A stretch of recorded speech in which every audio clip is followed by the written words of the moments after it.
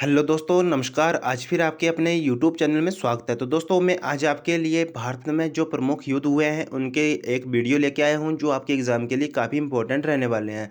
तो दोस्तों, मैं आपको बता दूं, सबसे पहले अपने पास एक पेन कॉपी रख लें, क्योंकि मैंने डिटेल से बताया है। तो आप भी पेन कॉपी लेके प्लीज़ इसको लिख लें, क्योंकि आपके एग्ज़ाम के लिए काफ़ी इंपॉर्टेंट रहने वाले हैं। तो दोस्तों, अगर ये वीडियो आपको अच्छी लगे तो वीडियो को like, share, comment and channel पर नए हो तो चैनल को सब्सक्राइब कर दें, ताकि आपको आगे भी नोटिफिकेशन आते रहें। तो पहला क्वेश्चन है कि 326 ईसा पूर्व में क्या हुआ था। तो 326 ईसा पूर्व में हाइडिस बीच का युद्ध लड़ा गया था, जिसमें सिकंदर और पंजाब के राजा पोरस के बीच में ये युद्ध लड़ा गया था और सिकंदर विजय रहा और आपका पंजाब का राजा जो पोरस थे उनकी हार हुई थी। तो ये पहला क्वेश्चन इस तरह से आ सकता है कि हाइडिस बीच का युद्ध कब हुआ था। तो 326 ईसा पूर्व में हुआ था और ये किन किन के बीच में हुआ था। तो ये पंजाब के राजा पोरस और सिकंदर के बीच में ये युद्ध लड़ा गया था, जिसमें सिकंदर विजयी रहा। और हाइडिस बीच का युद्ध जो है, इस युद्ध को आप बितस्ता का युद्ध के नाम से भी लिख सकते हैं, याद कर सकते हैं। बितस्ता का युद्ध के नाम से भी जाना जाता है। नेक्स्ट क्वेश्चन है कलिंग की लड़ाई। तो कलिंग की लड़ाई जो थी वो आपकी 261 में लड़ी गई थी और सम्राट अशोक ने कलिंग पर आक्रमण किया था और ये युद्ध के रक्तपात से विचलित होकर उन्होंने युद्ध न करने की कसम खा ली। यानी कि ये था कि जो आपका सम्राट अशोक था, ये तो आपका सबसे पहले आपको ये पता होना चाहिए कि ये बिंदुसार का पुत्र था और बिंदुसार चंद्रगुप्त मौर्य का पुत्र था। और चंद्रगुप्त मौर्य जो थे उन्होंने मौर्य वंश की स्थापना की थी। तो मौर्य वंश का संस्थापक चंद्रगुप्त मौर्य था।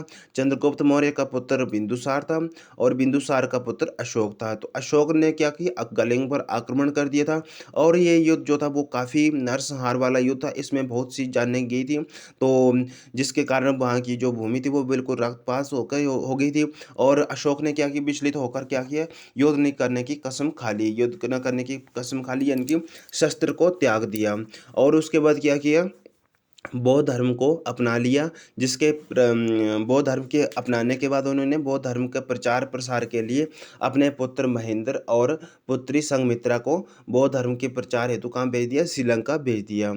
नेक्स्ट क्वेश्चन है कि 1191 ईस्वी में तराइन का प्रथम युद्ध हुआ था और ये युद्ध जो था वो मोहम्मद गोरी और पृथ्वीराज चौहान के बीच में लड़ा गया था, जिसमें पृथ्वीराज चौहान जो था वो विजयी रहा था। तो क्वेश्चन इस तरह से भी पूछा जा सकता है कि 1191 ईस्वी में तराइन का प्रथम युद्ध किस किस के बीच में लड़ा गया था। तो मोहम्मद गोरी और पृथ्वीराज चौहान के बीच में लड़ा गया था और इसमें मोहम्मद गोरी की हार हुई थी और पृथ्वीराज चौहान जो था वो विजय रहा। लेकिन मोहम्मद गोरी जो था उन्होंने हार नहीं मानी थी, वो लगातार भारत पर आक्रमण करता जा रहा था। और उसके बाद 1192 ईस्वी में तराइन का द्वितीय युद्ध हुआ, जो मोहम्मद गोरी और पृथ्वीराज चौहान के बीच में ही लड़ा गया था। इसमें मोहम्मद गोरी की विजय हुआ था। मतलब ये है कि तराइन का प्रथम युद्ध जो हुआ था, इसमें मोहम्मद गोरी ने जो था वो हार गया था और पृथ्वीराज चौहान जो था वो जीत गया था। लेकिन जो मोहम्मद गोरी था वो उसने अपनी हार नहीं मानी थी, वो लगातार भारत पर आक्रमण करता जा रहा था। और क्या किया कि आखिरकार 1192 में जो तराइन का द्वितीय युद्ध हुआ था, इसमें मोहम्मद गोरी ने पृथ्वीराज चौहान को हरा ही दिया आखिरकार और अपनी जीत का डंका जो था वो बजा ही दिया था। नेक्स्ट क्वेश्चन है कि 1194 ईस्वी में चिंदावर का युद्ध, यानी कि चिंदावर का युद्ध कब लड़ा गया था। तो चिंदावर का युद्ध 1194 ईस्वी में लड़ा गया था और ये किस किस के बीच में लड़ा गया था। तो मोहम्मद गोरी और कन्नौज के राजा जयचंद के बीच में लड़ा गया था। इसमें गोरी ने कन्नौज के राजा जयचंद को हरा दिया था और मोहम्मद गोरी विजय रहा था इस युद्ध में। नेक्स्ट है आपका 1526 ईस्वी में।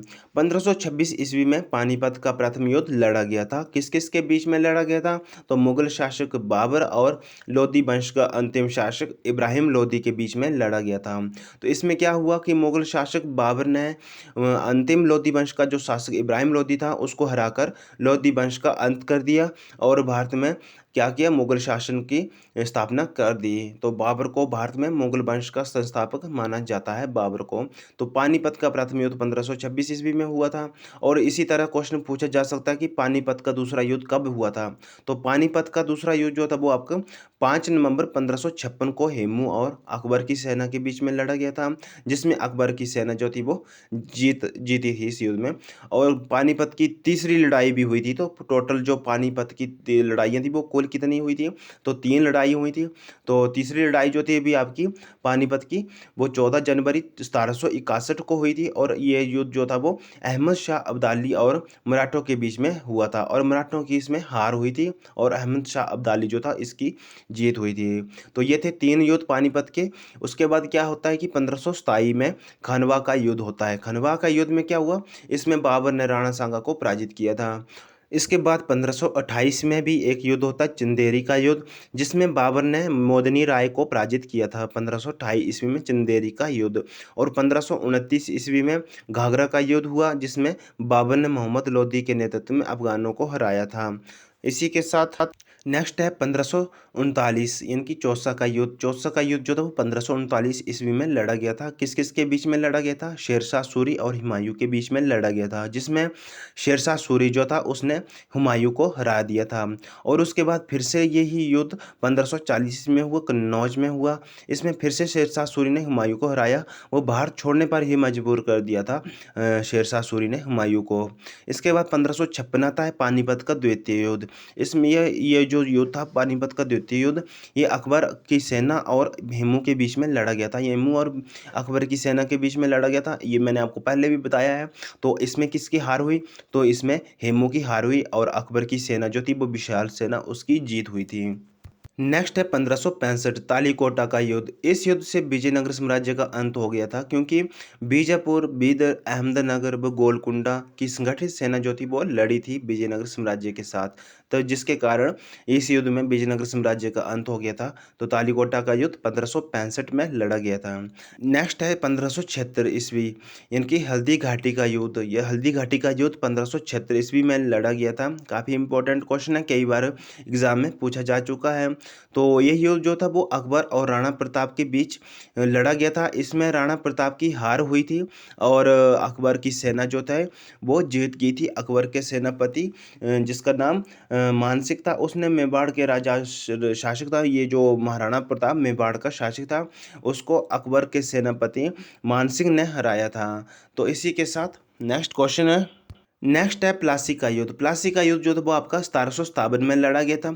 ये युद्ध अंग्रेजों और बंगाल के नवाब सिराजुद्दौला के बीच में लड़ा गया था, जिसमें अंग्रेज जो थे वो विजय रहे और भारत में अंग्रेजी शासन की नींव जो थी वो पड़ चुकी थी। तो दोस्तों ये थे आज के कुछ युद्ध जो आपके एग्जाम के लिए काफ़ी इंपॉर्टेंट रह सकते हैं, क्योंकि कुछ कोई ना कोई युद्ध पूछ लिया ही जाता है। तो पेन कॉपी लेके प्लीज़ इस पूरी वीडियो को देखें और अपने नोट्स बनाएं, क्योंकि आपके एग्जाम के लिए काफ़ी इंपॉर्टेंट है ये युद्ध जो है। तो दोस्तों आई होप ये वीडियो आपको अच्छी लगी होगी। वीडियो अच्छी लगी है तो वीडियो को like, share, comment and channel पे नए हो तो चैनल को सब्सक्राइब कर दें, ताकि आपको आगे भी नोटिफिकेशन आते रहें। तो दोस्तों अब मिलते हैं नेक्स्ट वीडियो में, तब तक के लिए बाय बाय।